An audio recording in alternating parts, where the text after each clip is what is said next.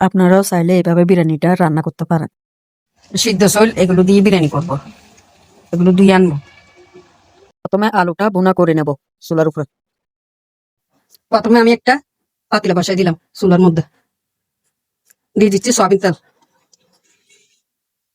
Soybean তেল দিয়ে দিলাম, এখন দিয়ে দিচ্ছি পেঁয়াজ বাটাটা। পেঁয়াজ বাটাটা দিয়ে দিলাম। পেঁয়াজ বাটা দেওয়ার পরে এখন দিয়ে দিচ্ছি আদা রসুন বাদাম বাটা, এগুলো দিয়ে দিচ্ছি।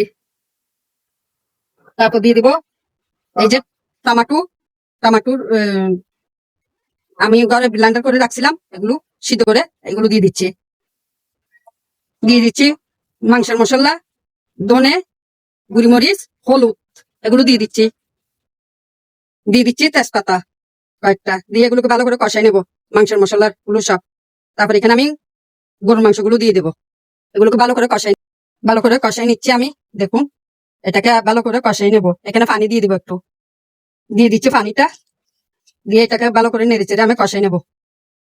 দিয়ে দিচ্ছি আমি বিরিয়ানির মশলাটা,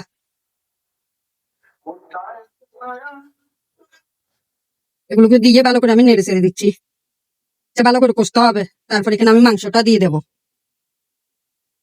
এগুলো কষে গেছে, এখন এখানে দিয়ে দেবো আমি গরুর মাংসগুলো। এই যে গরুর মাংসগুলো দিয়ে দিচ্ছি,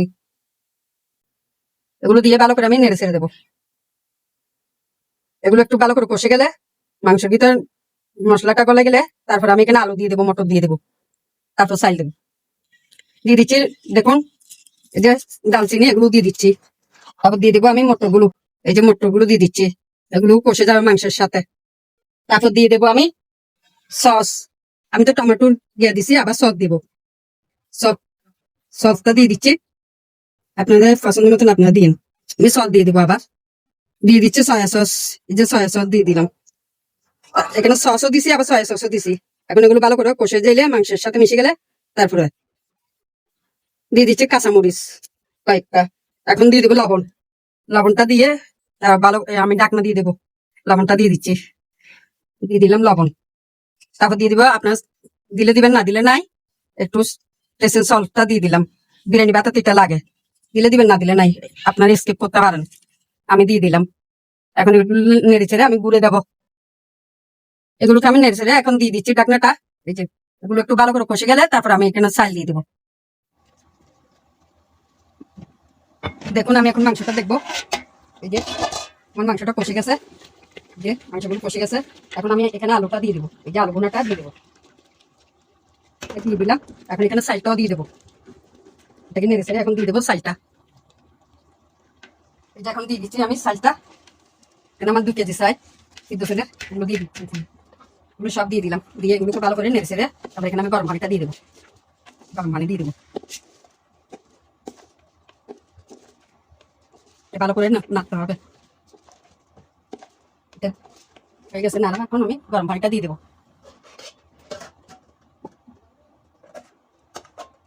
দিয়ে দিচ্ছি 1 গ্লাস, এটা হচ্ছে 1 কেজি আলা গ্লাস।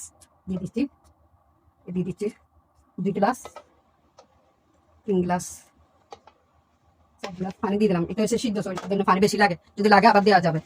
আমার পানি গরম করা আছে, ওখান থেকে দিয়ে দেবো। সবগুলো দিয়ে এখন দিয়ে দেবো এখানে কেওড়া জলটা। এই যে কেওড়া জলটা আমি দিয়ে দিচ্ছি, এই যে এখন দিয়ে দেবো কেওড়া জল।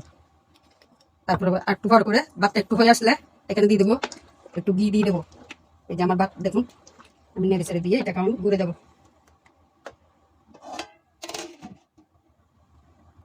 ভাতটা আমি দেখবো এখন আমার ভাতটা কেমন হয়েছে, আমার ভাতগুলো কেমন হয়েছে দেখুন। আমার মেয়েও দেখতেছে যে কি রান্না করতেছি, এই খুশবু পাগল হয়ে যাচ্ছে বিরিয়ানি। দেখুন আমার বিরিয়ানিগুলো, এই যে বিরিয়ানিগুলো আপনারা বলিয়েন কেমন হয়েছে। এই দেখুন আমার বিরিয়ানি হয়ে আসতেছে, আমি আবার গুঁড়ে দেবো। এরকম করে আপনারাও চাইলে রাখি দিয়ে খেতে পারেন।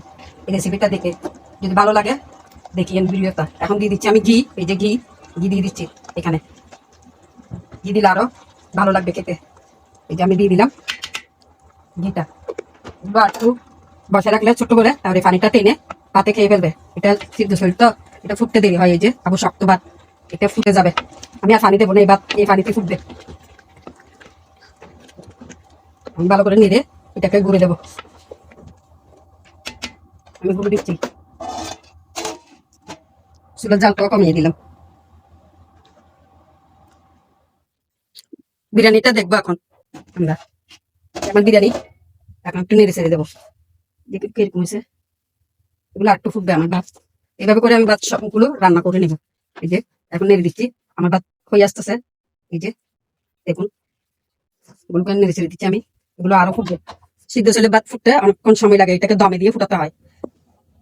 তো আমাদের এখানে গ্যাসের চুলা তো, এই জন্য একটু দেরি হচ্ছে। মাটির চুলাই হলে এখানে যদি ভাত দিত আগুন দিয়ে দিলে তাড়াতাড়ি হয়ে যায়। নিচের ভাত গুলো ফুটছে, কিছু ভাত ফুটছে, কিছু ভাত চাইল রয়েছে। এটা আবার ঘুরে দেবো আমি, দমের মধ্যে ফুটে যাবে। আমি বিরিয়ানিটা ভালো করে নেড়ে দিলাম, এখন এটাকে ঘুরে দেবো। এখন আমার মেয়ে বলতেছে একটু ওকে খাওয়াই দেখতাম কিরকম হয়েছে। ও তো পাগলই যাতে খুঁজবো, গরম বেশি আম্মু দাঁত খাইছা কিরকম মজা আছে আম্মু। মজা হয়েছে। আর একটু ফুটবে না, আমি ভাতটাকে একটু দমে দিয়ে রেখে দেবো। এই যে আমার ভাত হয়ে আসতেছে, দিলাম। আমার বিরিয়ানি গুলো হয়ে গেছে। এই যে দেখুন কত সুন্দর হয়েছে বিরিয়ানিটা। এখন আমি একটু নেড়ে চেড়ে আপনাদের দেখাচ্ছি।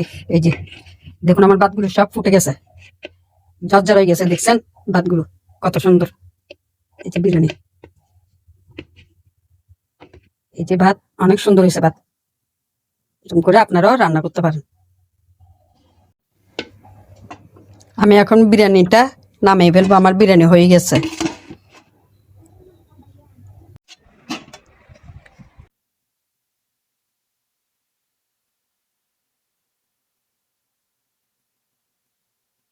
আমার মেয়েরা খাচ্ছে বিরিয়ানি, এখন আমার জন্য বেড়ে নেবো। আর উনি আসবে, ওনাকেও দেবো। উনি কাজের থেকে আসবে, কাজ থেকে আসলে ওনাকেও দেবো।